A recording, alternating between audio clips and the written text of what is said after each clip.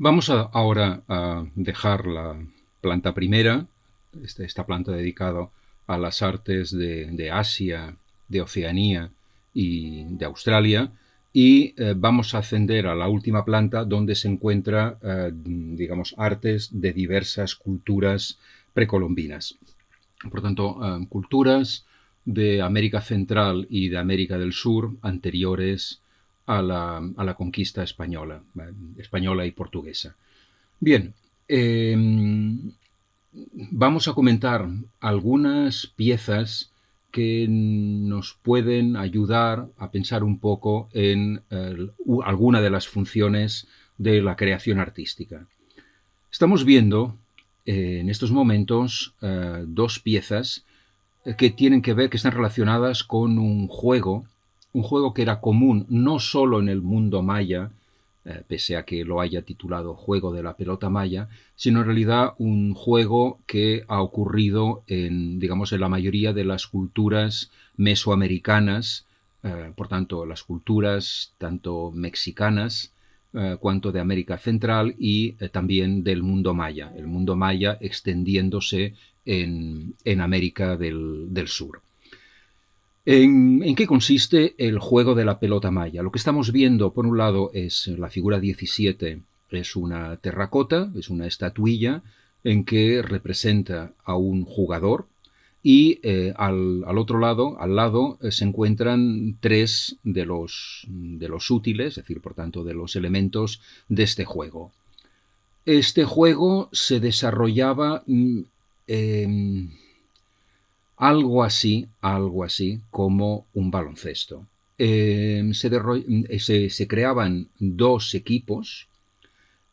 Los equipos tenían que pasarse la pelota y tratarla de ponerla a través de un aro no horizontal, como en el baloncesto, sino vertical.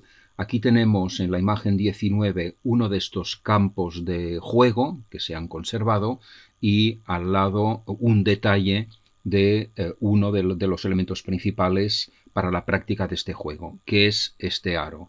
Eso sí, este aro, digamos, se incluyó ya en época más tardía, es decir, que el juego empezó sin la exigencia de pasar la pelota por dentro de este aro.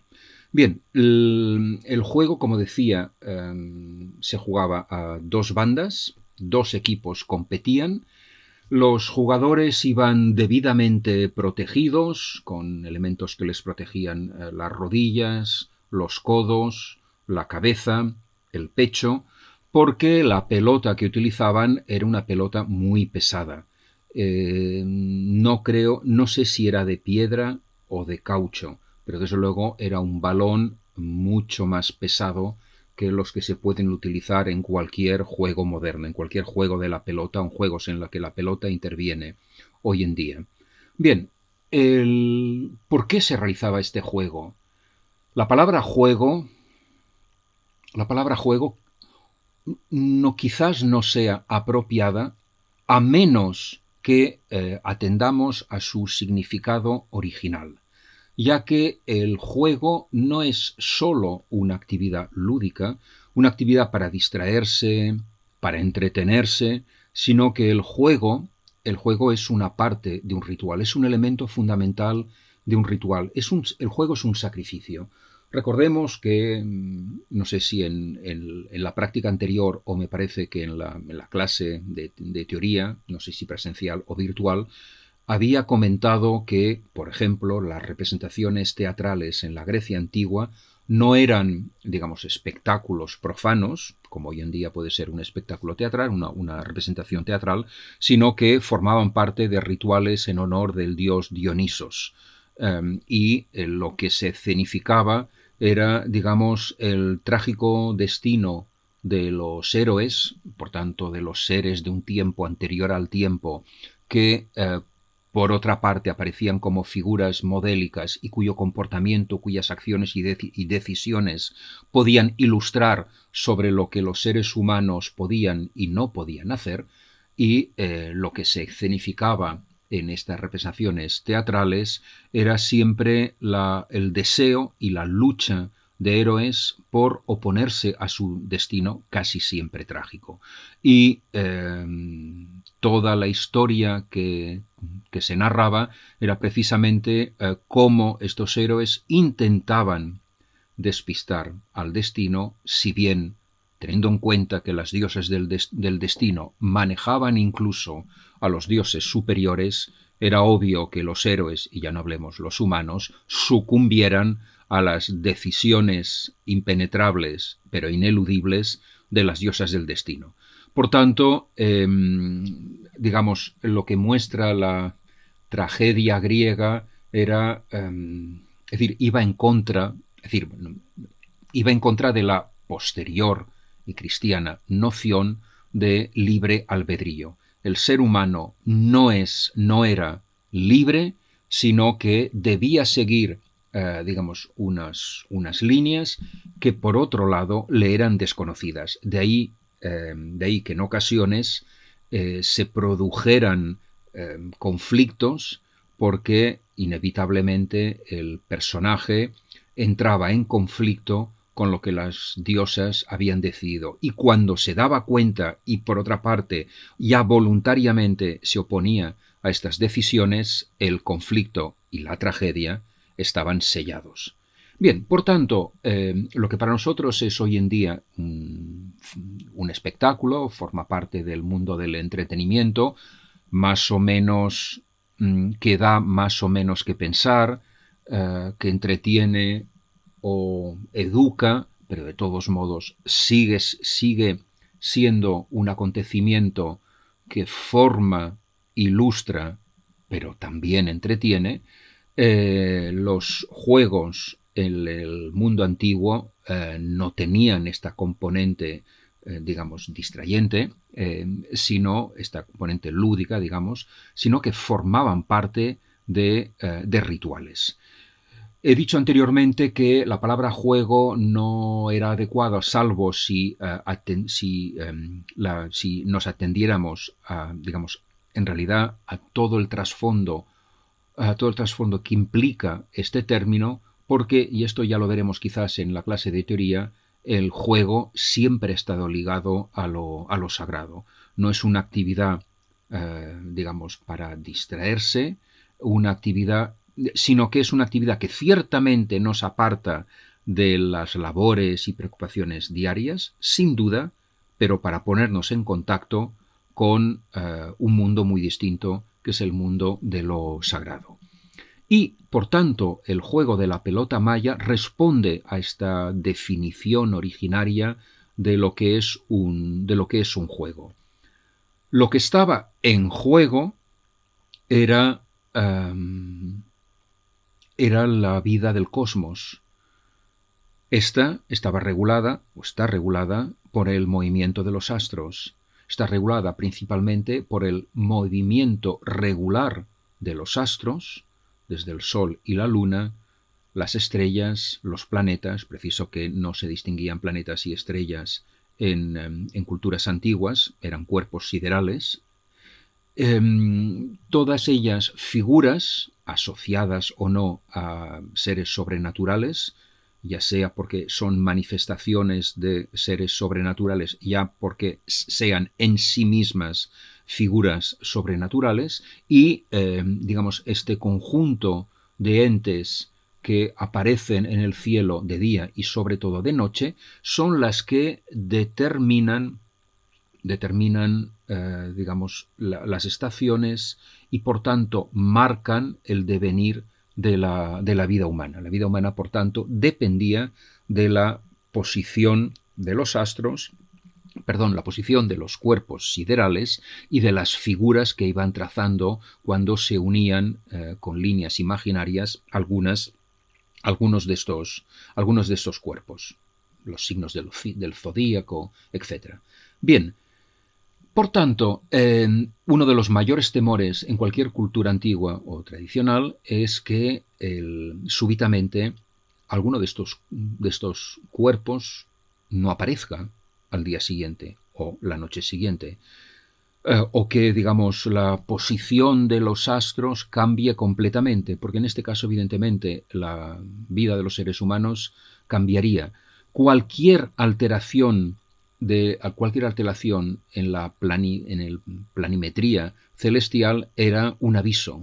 Era un aviso que eran signos que los dioses manejaban para anunciar buenas o malas, buenas nuevas o malas noticias a los seres humanos. Por tanto, la observación del cielo era casi más importante que la observación de la Tierra. Y lo que había que hacer, por tanto, era asegurarse de que el movimiento de los astros seguiría exactamente como se había realizado, como había acontecido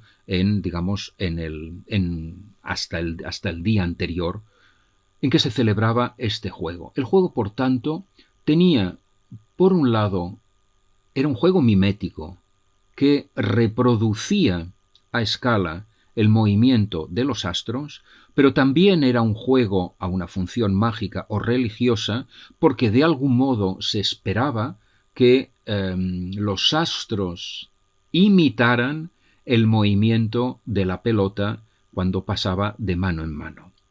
Es decir, que se confiaba en que lo que acontecía en el área de juego acontecería posteriormente en el cielo. De algún modo, el juego de la pelota era un aviso para que los astros siguieran moviéndose según pautas determinadas, según las mismas pautas que acontecían en el juego de la pelota.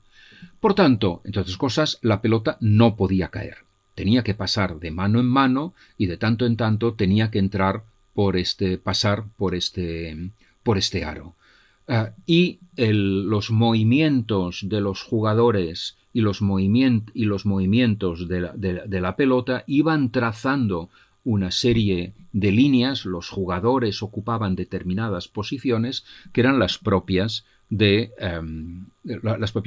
las mismas que ocupaban los cuerpos siderales en el cielo. Ten en cuenta también que tenemos estrellas fugaces, que evidentemente son emisarias celestiales, y en ocasiones el propio movimiento de la pelota recordaba el movimiento de las estrellas fugaces. Tenemos que tener en cuenta que en el mundo precolombino uno de los acontecimientos celestiales que más inquietud causaba, curiosamente más inquietud que en el mundo mediterráneo, eran los eclipses, sobre todo los eclipses del Sol.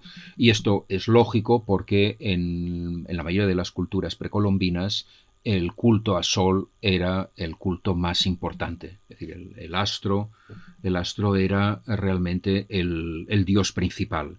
Y por tanto, cualquier alteración en el brillo, la aparición, la forma del Sol era evidentemente un signo nefasto, un signo siniestro. Bien, por tanto, el juego, se anticipa a lo que ocurrirá la noche siguiente y asegura que los astros seguirán moviéndose según pautas determinadas cada noche, se irán moviendo en el cielo. ¿Qué ocurría cuando caía la pelota? Cuando la pelota, es decir, cuando un jugador o un bando no conseguía retener la pelota, se le caía o no conseguía hacerla pasar por el aro. En este caso era evidentemente un signo terrorífico, quiere decir que algo iba a ocurrir. A partir de entonces, la caída de la pelota implicaba una alteración en el movimiento de los astros, y alteración que evidentemente era un signo de alguna catástrofe. Por tanto, obviamente, el equipo que perdía tenía que pagar la falta que había cometido, porque por otra parte el hecho de que un jugador o un equipo no fuera capaz de retener la pelota, no fuera capaz de cogerla y retenerla, era evidentemente debido a una falta que habían cometido, una falta moral, digamos, que les impedía, por tanto, regular el movimiento celestial y asegurarlo. Por tanto, cuando el juego terminaba, el equipo que había perdido era sacrificado. Es decir, el juego en este caso, equivalía a un sacrificio, a un doble sacrificio. Por un lado, el sacrificio de todos los jugadores que se entregaban a fondo en este juego, como ocurre en cualquier juego también hoy en día, hay un esfuerzo personal, un esfuerzo físico, una entrega decidida en pos de la victoria, y todo este esfuerzo, toda esta energía, evidentemente no se malgasta, sino que se entrega a la propia existencia, a la propia práctica del juego. En culturas antiguas se entregaba en honor de la vida o de la inmortalidad de la persona o del ser que presidía el juego, ya fuera un dios, y en este caso todo el sacrificio, todo este esfuerzo iba en beneficio de la renovada vitalidad de la divinidad, o se entregaba en honor de un monarca, un emperador, para asegurarle una larga vida, cuanto no una vida eterna. Bien, y por otra parte, este juego también no solo era un sacrificio, sino que concluía con un sacrificio, ya que todos aquellos que habían fallado en el juego eran sacrificados a fin de que los cuerpos siderales tuvieran en cuenta este vertido de sangre y por tanto volvieran a emprender su carrera en el cielo tal como la habían seguido hasta entonces, y no tratando de imitar los erráticos movimientos de la pelota que habían acontecido en el juego en aquellos momentos en que uno de los dos equipos había literalmente fallado. Por tanto, el juego de la pelota maya, por un lado, es una acción casi mimética, ya que imita digamos, el movimiento de los astros. Es una acción, por tanto, es una acción religiosa, sin duda, porque, digamos, intenta ponerse en contacto con el mundo celestial. Es una acción mágica, obviamente, porque, digamos, trata de forzar la voluntad de los dioses, o a menos advertirles del el camino que se querría que siguieran, y sobre todo se quería evitar que estas figuras se aletargaran y se detuvieran en su eterna carrera en el empíreo, en el cielo.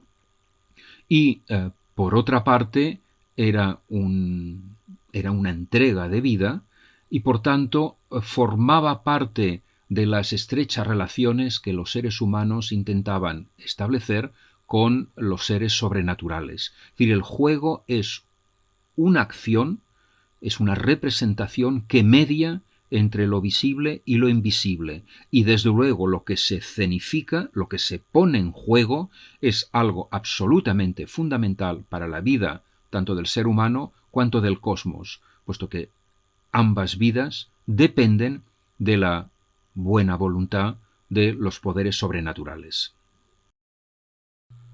Estamos llegando al final de nuestro recorrido. Estamos recorriendo la segunda y última planta del Museo de las Culturas del Món, dedicado a las culturas precolombinas. Es una planta más pequeña que posee, sin embargo, algunas de las mejores piezas, y en concreto posee una pequeña pero valiosa colección de la cultura maya.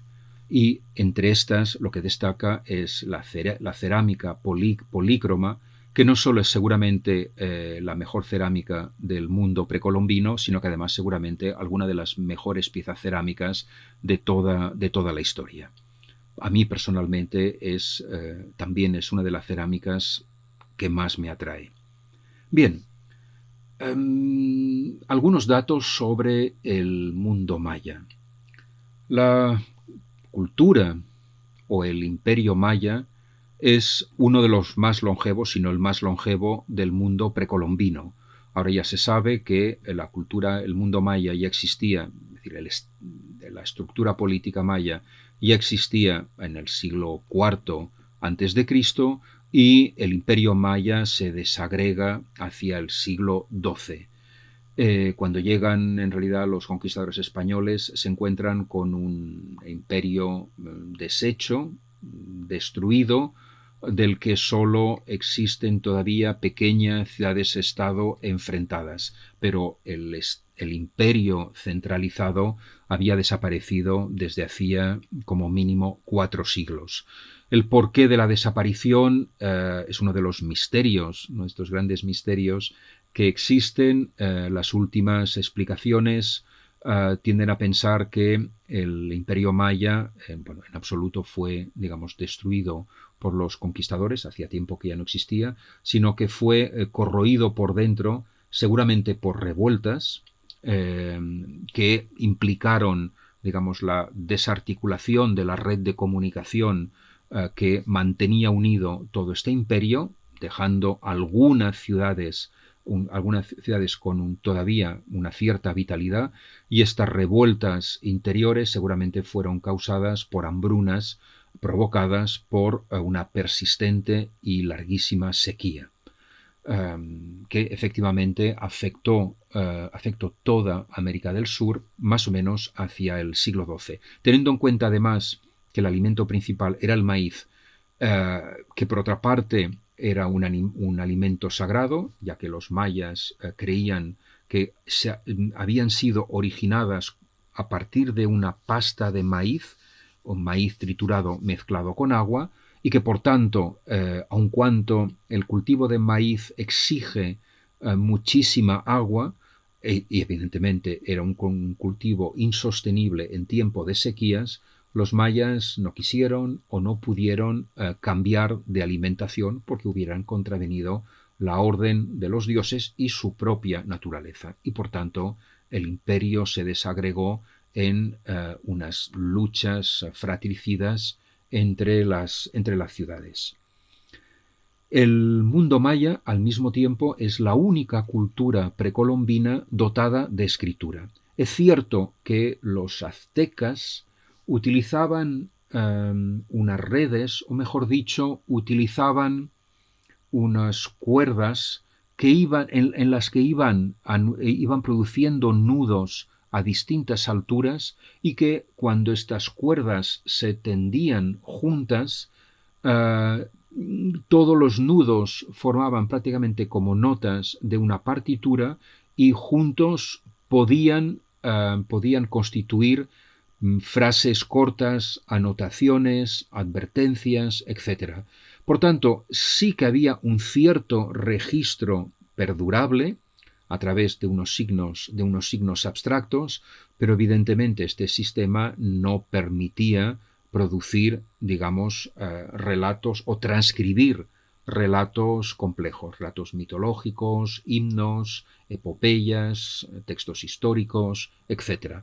El mundo maya, por el contrario, sí tuvo una escritura, que es una escritura a base de glifos, parecida, digamos, a los jeroglíficos egipcios y a la escritura cuneiforme, toda vez que el glifo es un signo compuesto por una mezcla de elementos naturalistas y yuxtapuestos que junto designan una realidad, o en realidad designan, digamos, una determinada situación.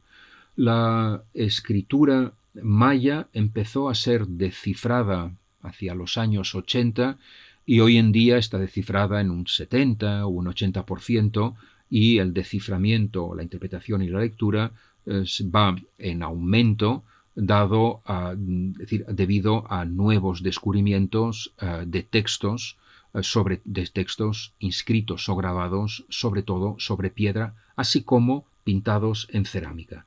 De todos modos, hay que advertir que el mundo maya es la única cultura mundial que tuvo libros como los libros que aparecen en Occidente a partir de la Edad Media, libros que eran llamados códices, que contenían desde anotaciones económicas hasta relatos mitológicos y descripciones históricas. El problema es que de estos libros solo se conservan, si no me equivoco, 7 u 8, dado que se montaron gigantescos autos de fe cuando la ocupación colonial, y el todos los libros, menos 8, todos los libros mayas, ingentes cantidades de libros mayas, fueron destruidos. Se conservaron solo 2 libros, creo que son 2 libros, que además creo que están en Berlín, del periodo precolonial, y 5, 6 o 7 libros escritos por mayas en maya y con glifos, pero escritos ya bajo dominio español. Y estos libros se han mirado siempre con una cierta suspicacia, porque se teme que no reflejen el modo de pensar, el imaginario maya, sino un imaginario híbrido, un imaginario maya condicionado o marcado por la cultura occidental. Bien, estos libros también hoy en día ya han sido descifrados. Inicialmente incluso se pensaba que no se había conservado ningún libro escrito antes de la llegada de los españoles. Hoy se sabe que de la escueta colección que se posee, 2 al menos sí son anteriores al siglo XVI. De todos modos, también es cierto que no se sabe si se hubieran podido conservar libros mucho más antiguos, dado las condiciones climáticas, la humedad y el calor, que digamos, el clima tropical bajo el cual se insertaba la cultura maya. Bien, los objetos, sin duda, los objetos que más se han conservado, primeramente, ya que todos proceden de tumbas, son cerámicas. Estas cerámicas se caracterizan no solo por la policromía, sino sobre todo porque son las cerámicas, los platos, los jarrones, son el soporte de escenas mitológicas, desde luego de figuras sagradas y de escenas mitológicas que hoy se sabe están sacadas, por tanto ilustran el texto cosmogónico maya, el texto cosmogónico por excelencia maya, que es el Popol Vuh. Bien, este texto cuenta la creación del mundo desde una óptica maya.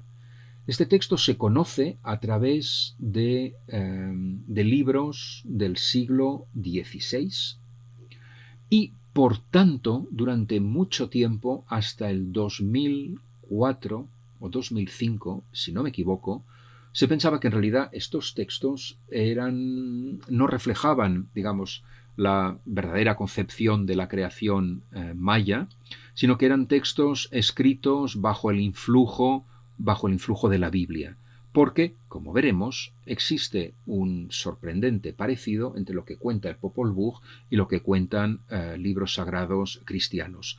Libros cristianos y judíos. Este parecido es absolutamente casual. Y esto se sabe ahora porque en el 2004 se encontró un gran fresco en una tumba con una escena mitológica que no daba lugar a dudas, representaba una escena del Popol Vuh. Y esta tumba, se pudo datar del siglo III a.C., lo cual, por tanto, ponía en evidencia que al menos una parte del Popol Vuh era plenamente conocido y el relato cosmogónico estaba totalmente estructurado en los inicios mismos de la cultura maya, porque esta tumba que se descubrió data de los inicios de la cultura, al menos tal como se fechan hoy en día. Es posible que nuevos hallazgos, los hallazgos son constantes, permitan incluso,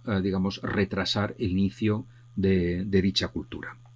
Bien, como comentaba, la cerámica, como podemos ver, por ejemplo, en la ilustración 21, pero también en la 22, esta cerámica sirve de soporte, como he comentado anteriormente, para ilustra momentos de la creación. Y la creación del universo, según la cosmogonía maya, es una creación que acontece en 2 tiempos. Hay una primera creación por el dios de las montañas, que es el dios de la montaña del maíz. Es un dios supremo, que además crea incluso, con la ayuda de unos progenitores, por tanto de unos mediadores, crea unos primeros seres humanos a partir de una pasta hecha con maíz triturado. Lo que ocurre a partir de entonces, este ser supremo, como ocurre en muchas otras culturas, una vez, digamos, iniciado la creación, se retira a descansar, y a partir de entonces la creación queda en mano de unos seres sobrenaturales, unos seres supremos que son unos gemelos celestiales, bien, llamados Unampu e Igbalambé. Estos gemelos constituyen unas figuras prototípicas que se encuentran en muchas culturas, iba a decir prácticamente en todas las culturas, ya que en todas las culturas existen precisamente unos seres sobrenaturales que poseen una característica muy especial. Son seres dobles, no es un héroe o un dios, sino que son dos, pero son dos siendo uno. Quiero decir, son seres indistinguibles y por tanto es imposible saber, cuando uno está frente a ellos, con quién está hablando, a quién se tiene delante, si en este caso Unampu o Igbalambé son seres idénticos. Y por tanto, los gemelos en todas las culturas son unos seres, desde luego, adorados, pero también temidos por la confusión que crean, precisamente porque es imposible saber realmente a quién tenemos delante, a quién nos estamos dirigiendo y quién nos aconseja. Estos seres singulares, estos seres, digamos, que no son uno, sino que son dos, siendo uno, en todas las culturas son precisamente aquellos que remueven, que cambian la historia cosmogónica. Suelen ser aquellos seres que acaban de concluir, habilitar y ordenar la creación iniciada por un ser supremo. Estos seres normalmente son los que acaban educando a los seres humanos, son seres que por tanto son cercanos a los seres humanos siendo divinidades y por tanto median entre los mortales y los inmortales.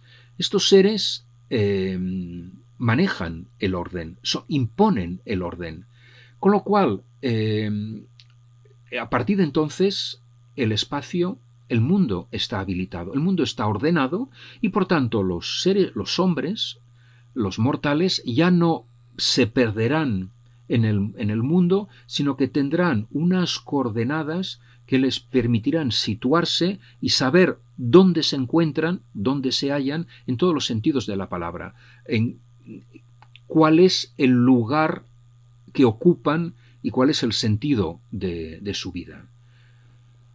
He dicho anteriormente que los gemelos sorprenden, admiran y temen, y son temidos.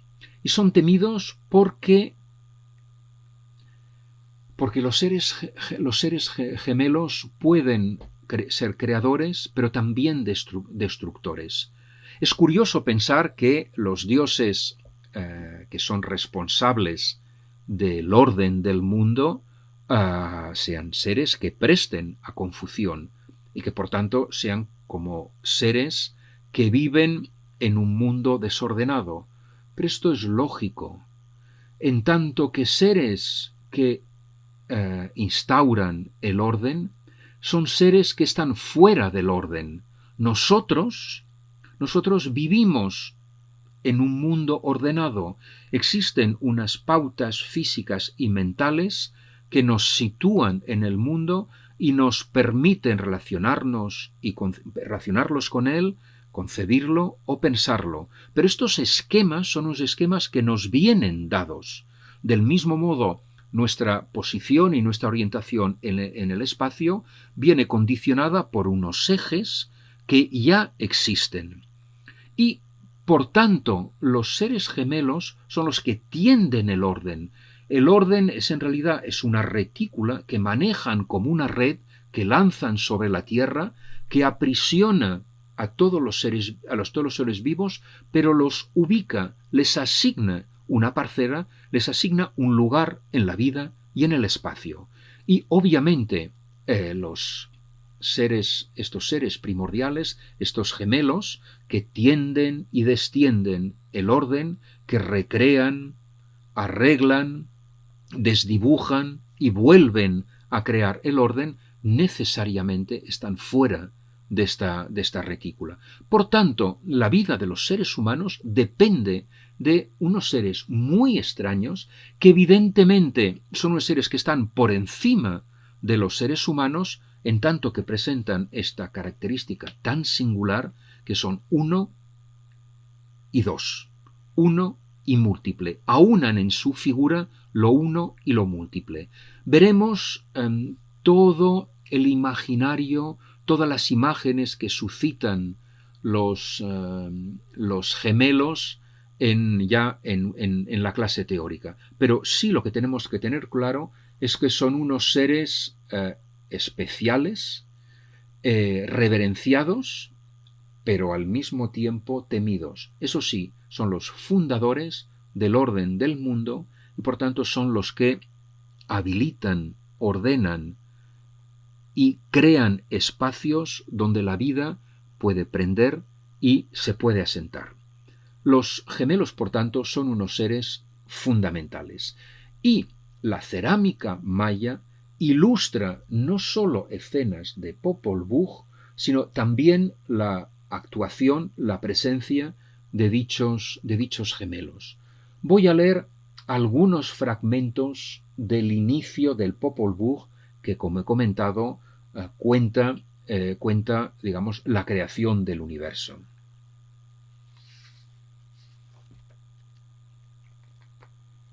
Capítulo primero, primera parte, capítulo primero.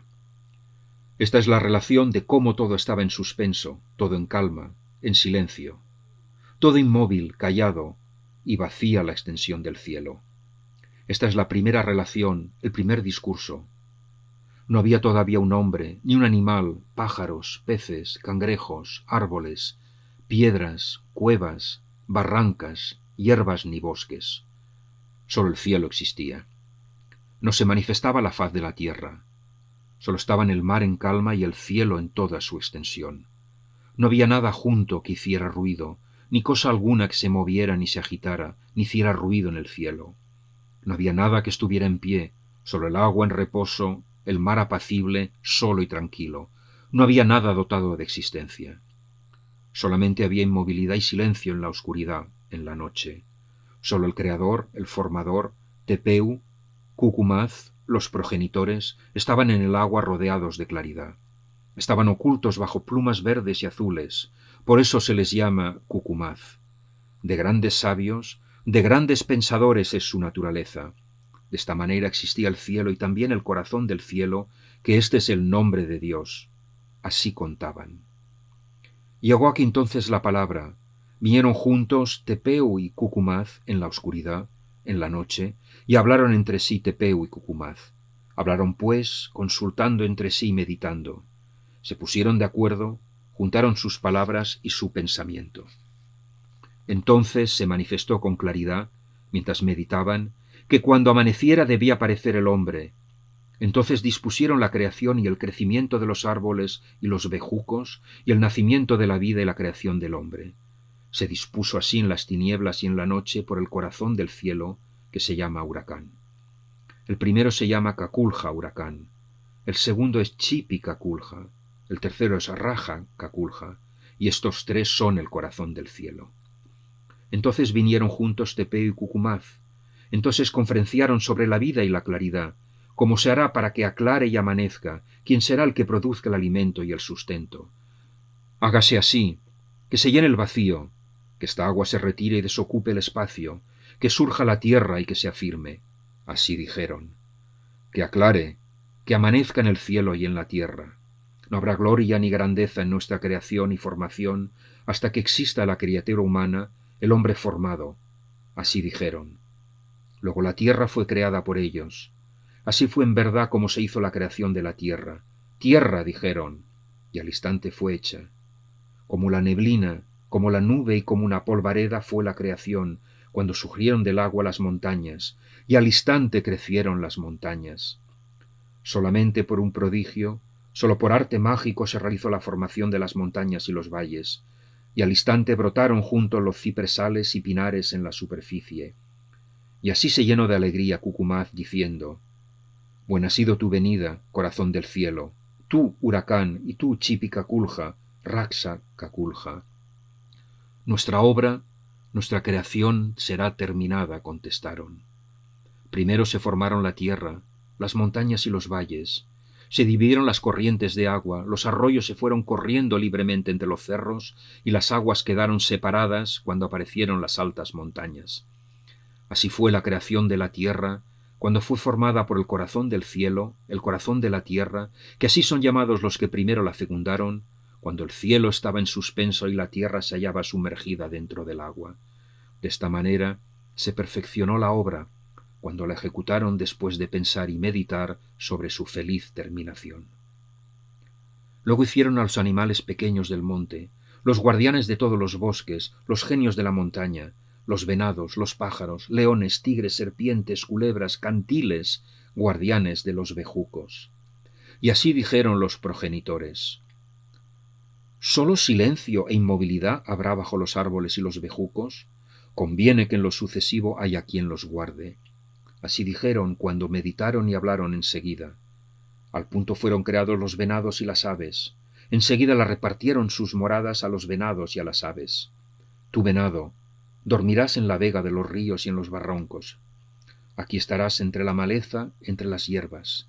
En el bosque os multiplicaréis, en 4 pies andaréis y os sostendréis. Y así como se dijo, así se hizo. Luego designaron también su morada a los pájaros pequeños y a las aves mayores. Y así va siguiendo la creación. Pero los primeros hombres fueron hechos con una pasta de maíz. Y la pasta, evidentemente, se disuelve, lo cual, por otra parte, es una ventaja, porque un momento dado, los dioses del cielo, el corazón del cielo, se cansó de su creación y lanzó un diluvio que deshizo estos seres, estos primeros humanos. Fue entonces cuando el corazón del cielo volvió a modelar unos seres humanos ya de arcilla y pidió o pidieron a los gemelos sagrados, a Unampu e Ixmalambé, que a partir de entonces se ocuparan de los hombres y les asignaron un lugar en la tierra.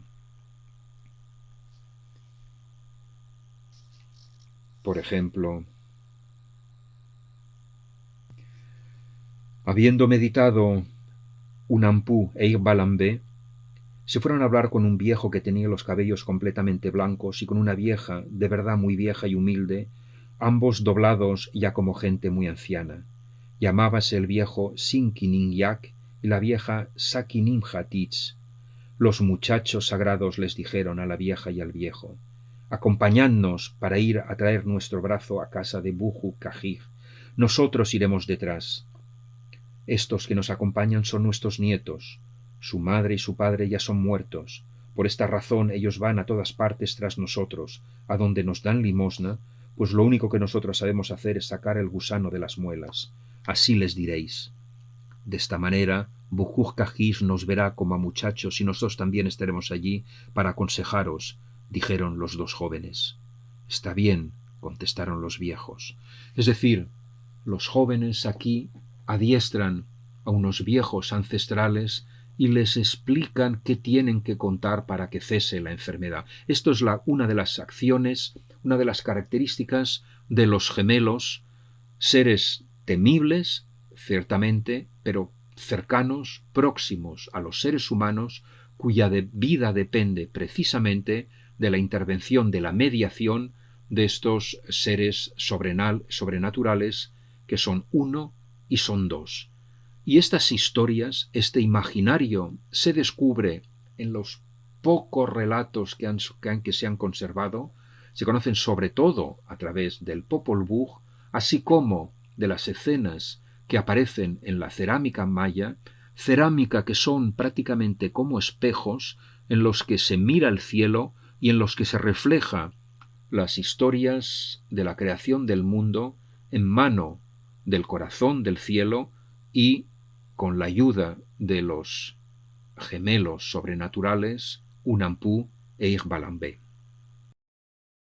Antes de concluir este extraño viaje por diversas culturas antiguas, modernas y contemporáneas, no occidentales, quisiera leer un último relato cosmogónico, precisamente en relación con el relato de la creación del universo, el relato maya, relato que se encuentra en el texto anteriormente leído, el Popol Vuh. No sé si lo recordamos, y es un texto que parte de una situación de silencio, de abandono, un espacio en el que solo destacan las aguas y en los que de golpe una voz se alza pidiendo que las cosas sean, y es cuando emerge la tierra de las aguas, y a partir de entonces las aguas del cielo y las aguas de la tierra quedan separadas precisamente por la aparición de un primer montículo. Este texto inevitablemente recuerda, sin que exista ninguna relación entre ellos, al siguiente: en el principio creó Dios los cielos y la tierra. La tierra era caos y confusión y oscuridad por encima del abismo, y un viento de Dios aleteaba por encima de las aguas. Dijo la divinidad: haya luz, y hubo luz. Vio la divinidad que la luz estaba bien, y apartó la divinidad la luz de la oscuridad. Y llamó Dios a la luz día, y a la oscuridad la llamó noche, y atardeció y amaneció, día primero. Dijo la divinidad: haya un firmamento por en medio de las aguas, que las aparte unas de otras. E hizo Dios el firmamento, y apartó las aguas de por debajo del firmamento de las aguas de por encima del firmamento. Y así fue, y llamó Dios al firmamento cielos, y atardeció y amaneció, día segundo. Dijo la divinidad: acumúlense las aguas de por debajo del firmamento en un solo conjunto, y déjese ver lo seco. Y así fue. Y llamó Dios a lo seco tierra, y al conjunto de las aguas lo llamó mares, y vio Dios que estaba bien. Dijo Dios: produzca la tierra vegetación, hierbas que den semillas y árboles frutales que den fruto, de su especie, con una semilla dentro, sobre la tierra. Y así fue. La tierra produjo vegetación, hierbas que dan semilla por sus especies, y árboles que dan fruto con la semilla dentro por sus especies. Y vio Dios que estaba bien. Y atardeció y amaneció, día tercero. Dijo Dios: haya luceros en el firmamento celeste, para apartar el día de la noche, y valgan de señales para solemnidades, días y años. Y el relato sigue: un tercer, un cuarto, un quinto, un sexto y un séptimo amaneceres. El texto un fragmento que hemos leído es una parte del relato de la creación del mundo del Génesis, que evidentemente cuenta una historia cosmogónica parecida a la que cuenta el Popol Vuh, sin que obviamente no hubiera ninguna relación, obviamente, entre ambas culturas y ambas concepciones.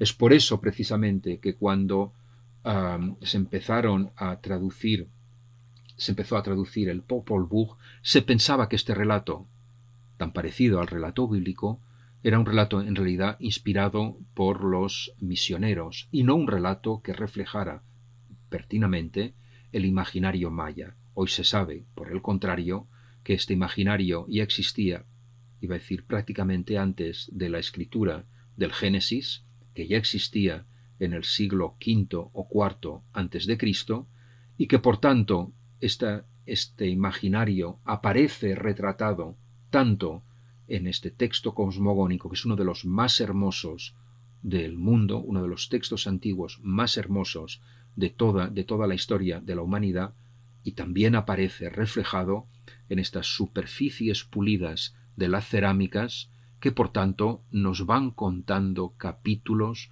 de la creación del mundo, cerámicas que al mismo tiempo son ofrendas a los dioses y a los muertos, y al mismo tiempo sirven para contener el sustento a fin que los seres humanos puedan tener una vida digna bajo la presencia del corazón del cielo, de Unampu y de Igbalambé.